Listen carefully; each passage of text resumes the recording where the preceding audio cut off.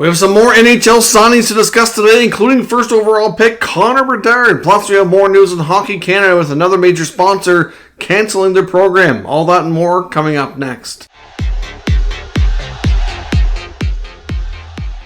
So welcome back to another video here at Top Shelf Hockey. As I mentioned, we have some more signings today. Pretty significant one in first overall pick Connor Bedard, as well as some news regarding Hockey Canada. So let's get started first with the news out of Chicago. Of course, it's his 18th birthday today, so happy birthday, Connor Bedard. Special day for him regardless, but of course he gets to celebrate his 18th birthday by signing his 3-year entry-level contract with the Chicago Blackhawks, so he's obviously given the maximum amount that he's eligible to earn. Obviously, his cap hit will start off as $950,000 for the first year, but of course, he can earn lots of bonuses. So here's the breakdown of his contract. So his base salary every year is $855,000. His signing bonus every year is $95,000, and he can earn up to $3.5 million per season in performance-based bonuses. So obviously, depending on the salary cap situation with the Chicago Blackhawks, if they have enough room at the end of the season to accommodate the performance bonuses, then it'll count for this year's salary cap. When teams have bonuses like this on their players' contracts, and if they happen to not have space at the end of the year, then it gets bumped over and counts towards the following year's season, just like we were seeing this year with the Boston Bruins. Of course, Bergeron and Krejci, and they had some other players on their roster that had performance-based contracts, and obviously they didn't have the cap space at the end of the year to absorb that, so therefore it counts for this year. So they have some dead money in that regard that they can't spend, which is going to handcuff them. In Chicago's case, it won't be a big deal because they're not expected to be a cap team here for the next few years. But certainly Connor Bedard, been watching some of his other prospects and fellow draft class members get their contracts out of the way. He's now 18, gets his deal signed. So a big day in Chicago. Obviously, this guy is going to be an extremely talented, special player. I've seen reports come out in the last couple of weeks since the draft, having experts analyze Bedard as compared to many of the other first overall picks in the last decade or so, in the last 9-10 years, and many of them put him right up there, anywhere from second to third, likely most talented, most successful that they expect him to be when it's all said and done. Right up there behind. I mean, right now Connor McDavid is still the best number one overall pick in that time span, and it's going to take a while before anybody can probably ever knock him out of that. But Bedard's right there next in line between him and like a guy like Austin Matthews. So that's a pretty important, pretty special player who should have a huge impact in Chicago. He's going to instantly make them better this year, make them a lot more exciting to watch, that's for sure. Going to help sell a ton of merchandise and tickets too. So they also brought in some other NHL vets to kind of help insulate and protect him a bit, which is good. So can't wait for the Connor Bedard era to get started in the NHL. Certainly going to thoroughly enjoy watching him play. And of course, we also have some signings as well. The Winnipeg Jets and Morgan Barron have avoided arbitration. They get a 2-year contract signed, valued at $1.35 million per season. Obviously, he has turned out to be a pretty decent piece. He came over in the Andrew Copp trade from the New York Rangers, appeared in 70 games last year, put up 21 points. So obviously, Barron's fit in nicely in his role there in Winnipeg in a bottom six capacity. The Buffalo Sabres have signed one of their prospects as well. This guy's been around for a little while. It's a 2017 draft pick. He went to 4 years of college hockey at the University of Wisconsin with the Badgers. He's played the past 2 years in the American Hockey League. But Linus Weinbach has signed another contract with the Sabres, a 1-year deal. It's a 2-way contract, $775 at the NHL level. He's had some impressive American Hockey League numbers. He put up 47 points in 67 games last season. It's in a second year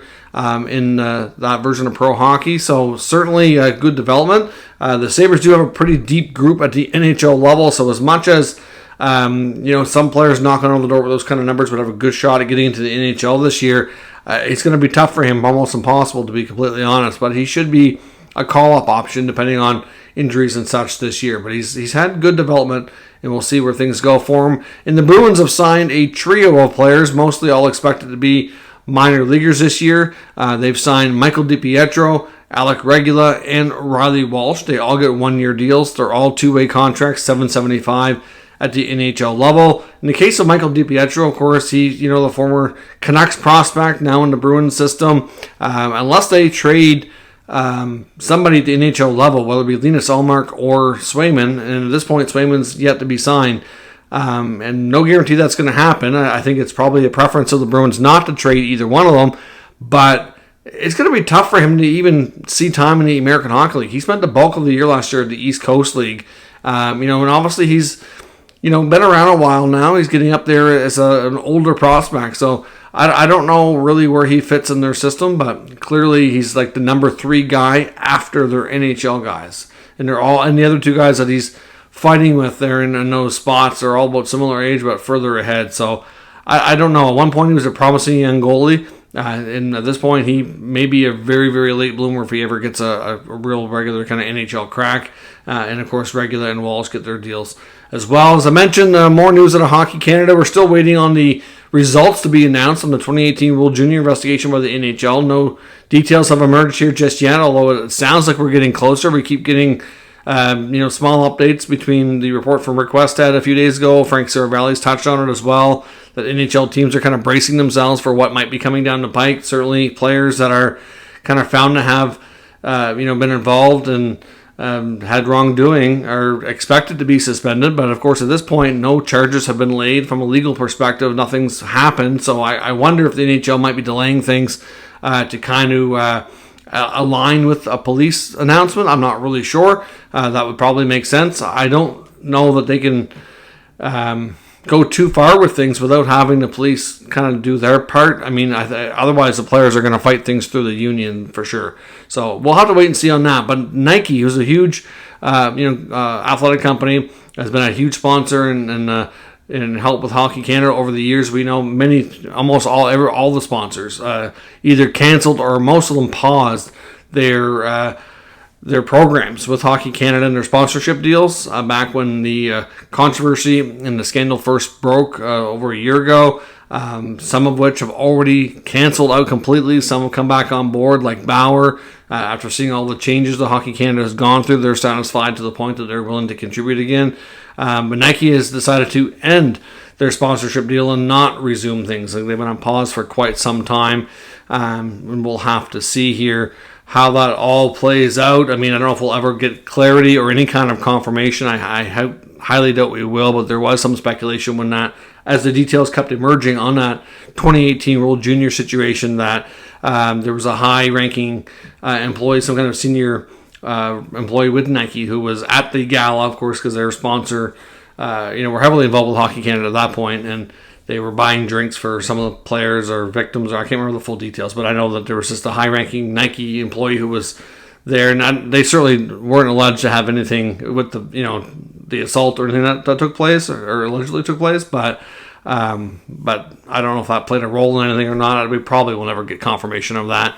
And at this point, I don't know. We've had some good news, some bad news with Hockey Canada. They're still kind of getting things sorted out. They have a new board, new CEO, which is good moving forward, but they're still kind of feeling the effects here of all the stuff that went down under the previous regime's watch. So we'll see, and hopefully we get the results of this investigation soon so we can all know kind of what happened, what's being implicated here, and everybody can kind of move forward with knowing what happened, and hopefully the victims can get some closure as well, which is, of course, most important. So let me know your thoughts on all today's news. Again, happy birthday to Connie Bedard. Enjoy his day with his new contract in place with the Blackhawks. Going to be a fun day in his house in World, I'm sure. Thanks for watching. If you're new to the channel, make sure you subscribe and stick around, and I'll catch you next time.